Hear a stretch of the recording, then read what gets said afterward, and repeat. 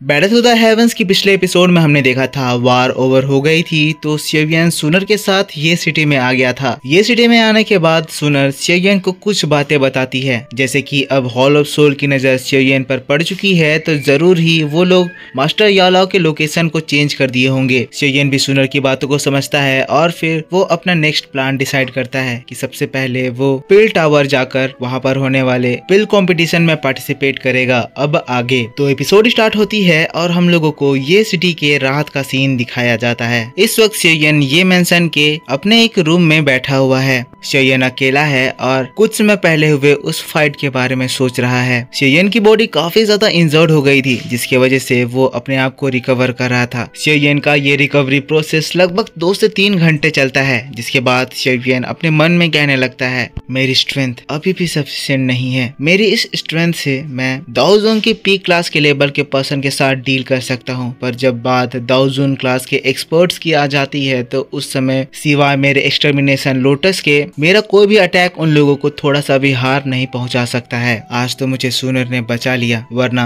Ice river valley chief की जो strength थी उसके अकॉर्डिंग आज का रिजल्ट जो हमने देखा वैसा बिल्कुल भी नहीं होता। पर आखिर कब तक मुझे सुनर बचाएगी या कब तक मैं लकी हूँगा? इन सभी से बचने का सिर्फ एक ही उपाय है कि मुझे अपने आप को स्ट्रॉन्ग बनाना होगा। मेरी इंजरीज अभी भी ठीक नहीं हुई है। एक बार मेरी इंजरीज कम्प्लीटली हील हो जाए उसके बाद मैं अपने बॉडी के पॉइजन स्पोर्ट को रिफाइन करूंगा ताकि मैं अपने स्ट्रेंथ को और ज्यादा बढ़ा पाऊं। लेकिन तभी शेयन की नजर खिड़की पर जाती है। एक बार में ही देखकर शेयन को समझ में आ जाता है कि ये सुनर है। शेयन जो कि ट्रेनिंग स्टेट पे बैठा हुआ है सुनर को आवाज लगाता है, कहता है, जब तुम यहाँ पर आ ही गई हो तो तुम इस तरह से खिड़की के पीछे क्यों छुपी हुई हो? शेयन की आवाज को सुनते ही खिड़की के पीछे से बहुत ही प्यार से स्माइल करते हुए सुनर बाहर निकलती है। कहती है, इतनी रात हो गई है, मुझे लगा शेयन आप रेस्ट कर रहे होंगे। शेयन जो बाहर निकलती है, शेयन सुनर को देखता है। देखकर उसके इमोशंस उभर आते हैं। इसके बाद वो खड़ा होता है, सुनर के हाथों को पकड़ लेता है, अपने पास खींच लेता है। शेयन के ऐसे एक्शन से सुनर शर्माती है, पर शेयन को रोकने की कोशिश नहीं करती है। कहती है, शेयन सुनर आपको बहुत ज्यादा मिस कर रही थी। सुनर की आवाज को सुनकर, उसकी बात को सुनकर शेयन का इमोशंस और ज्यादा उभर उठता है। शेयन को बहुत अच्छा फील होता है और शेयन अगले ही पल बहुत ही ज्यादा प्यार से सुनर को हग कर लेता है। थोड़ी देर तक तो वो लोग वैसे ही रहते हैं, जिसके बाद सुनर शेयन से अलग होते हुए अपने स्टोरेज रिंग से एक स्क्रोल बाहर निकालती है। शेयन से कहती है, शेयन ये गॉड सील स्किल का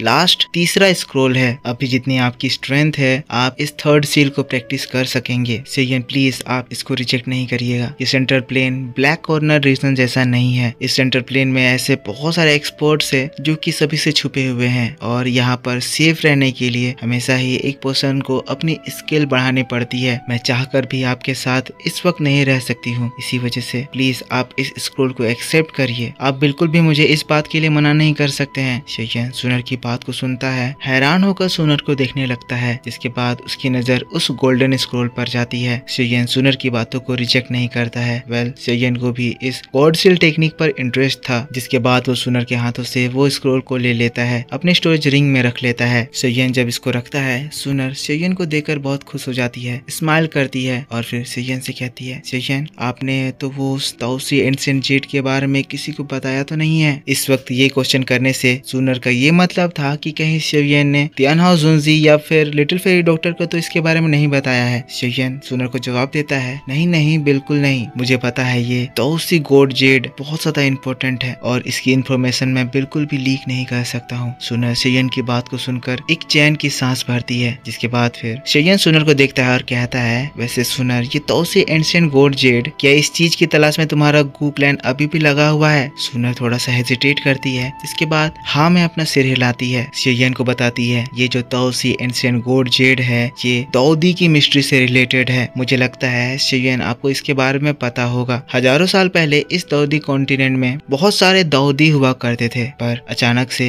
वो सारे दाऊदी दाऊ की कॉन्टिनेंट से गायब हो गए। उनके बारे में जितनी भी इंफॉर्मेशन हैं अब बस कुछ ही चीजें एंशिएंट टेक्स्ट में बची रह गई हैं। शेयन कहता है, तो अगर दूसरे शब्दों में कहा जाए तो मेरे पास जो ताओसी एंशिएंट जेड का पीस है, अगर जितने भी ये ताओसी एंशिएंट जेड के पीसेस को जोड़ दिया जाए तो एक पर्सन को दाऊदी क्लास में एडवांस करने का तरीका मालूम चल जाएगा। सुनर शेयन को देखती है, कहती है, ये दाऊ की कॉन्टिनेंट बहुत बहुत ज्यादा बड़ा है। यहाँ पर इतने सारे सीक्रेट्स हैं और इतने सारे एंशिएंट एक्सपर्ट्स हैं कि उनके बारे में जान पाना बहुत ही ज्यादा मुश्किल है। कुछ के रिमेन्स अभी भी इस दाओकी कॉन्टिनेंट में बिखरे हुए हैं और जब भी उनके रिमेन्स का पता चलता है तब पूरे के पूरे दाओकी कॉन्टिनेंट में हड़बड़ी मच जाती है। सभी लोग उन एंशिएंट एक्सपर्ट्स के बिलोंगिंग को पाना चाहते हैं। फिलहाल में जब एक दाऊदी रेलिक का डिस्कवरी हुआ था उस समय भी बहुत सारे लोग उस केव में उस दाऊदी के बिलोंगिंग्स को पाने के लिए गए थे। उनमें से एक ओल्ड मास्टर यालाव भी थे। ये बात सुनते ही सेयन को समझ में आता है कि मास्टर यालाव के पास जो फ्लेम मंत्र था, जो कि उन्होंने बताया था कि उन्हें ये चीज बाय चांस मिल गया है, वो चीज उन्होंने उसी जगह से पाया होगा। दाओकी कॉन्टिनेंट में जो लास्ट दाऊदी हुए थे वो तौसी एंशिएंट गॉड थे और कहा जाता है कि एम्प्टी स्पेस में उन्होंने अपना एक दाऊदी मेंशन छुपा दिया है। हॉल ऑफ सोल और गू क्लैन जैसे बड़े बड़े क्लैंस को इस मेंशन के बारे में पता चल चुका है और वो लोग वहाँ पर एंटर करने की सोच भी रहे हैं, पर वहाँ पर एंटर करने का सिर्फ एक ही की है, वो तौसी एंशिएंट गॉड जेड, जिसका एक पीस आपके पास भी है। इसी वजह से वो लोग उस मेंशन में एंटर करने के लिए उस तौसी एंशिएंट गॉड जेड की इतनी बेसब्री से तलाश कर रहे हैं। तो दोस्तों अब समझ में आया कि ये तौसी एंशिएंट जेड का क्या काम है। ये जो दाओकी कॉन्टिनेंट में लास्ट दाऊदी था उसी के महल को खोलने के लिए इस एंशिएंट जेड की जरूरत है। सेयन को भी ये इन्फॉर्मेशन आज पता चली और सेयन भी इन सभी के बारे में जानकर बहुत ज्यादा शॉक्ड रह गया है। दाऊदी लेवल वो लेवल होता है जिसके बाद कल्टीवेशन का कोई और लेवल ही नहीं एग्जिस्ट करता है और एक दाऊदी पर्सन अपने क्लैन के ब्लड लाइन को भी टोटली कंट्रोल करने, उसको चेंज करने की ताकत रखता है। एंशिएंट टाइम में गू क्लैन में भी एक दाऊदी हुआ करता था। इसी वजह से ये गू क्लैन इस वक्त इतना ज्यादा ताकतवर है क्योंकि गू क्लैन एक दाऊदी के ब्लड को बहुत ही अच्छे से प्रिजर्व करके रखे हुए हैं। जिसके बाद सुनर फिर से सेयन से कहती है, इसीलिए सेयन जब तक आप उस स्ट्रेंथ तक पहुंच ना जाए कि आपको कोई भी हार्म ना पहुंचा पाए, आप इस तौसी एंशिएंट जेड के बारे में किसी को भी नहीं बता सकते हैं। सेयन सुनर की बातों को समझता है, जिसके बाद हाँ में अपना सिर हिलाता है। जिसके बाद धीरे से कहता है, तो यही रीजन है कि हॉल ऑफ सोल मेरे फादर को कैप्चर करके रखा हुआ है। सुनर खुद भी अपना सिर हिलाकर सेयन को हाँ में जवाब देती है। फिर कहती है, आपका जो सियाओ क्लैन था वो एक समय पर दाओकी कॉन्टिनेंट का one of the top tier faction कहा जाता था, पर समय के साथ सियाओ क्लैन में डिक्लाइन आया और अब सभी लोग उसका नाम भूल चुके हैं। सियाओ क्लैन पहले सेंट्रल प्लेन में ही था, पर उनके डिक्लाइन के शुरू होने के बाद वो लोग सेंट्रल प्लेन से निकल गए और जियामा एम्पायर में जाकर सेटल हो गए और सियाओ क्लैन का डिक्लाइन इतना ज्यादा तेज हुआ कि generation after generation Xiao clan की ताकत के बारे में सियाओ क्लैन के मेंबर्स भी भूलते जा रहे थे। सेयन सैड होकर हाँ में सिर हिलाता है, कहता है जरूरी सियाओ क्लैन के एंशिएंट टाइम में जो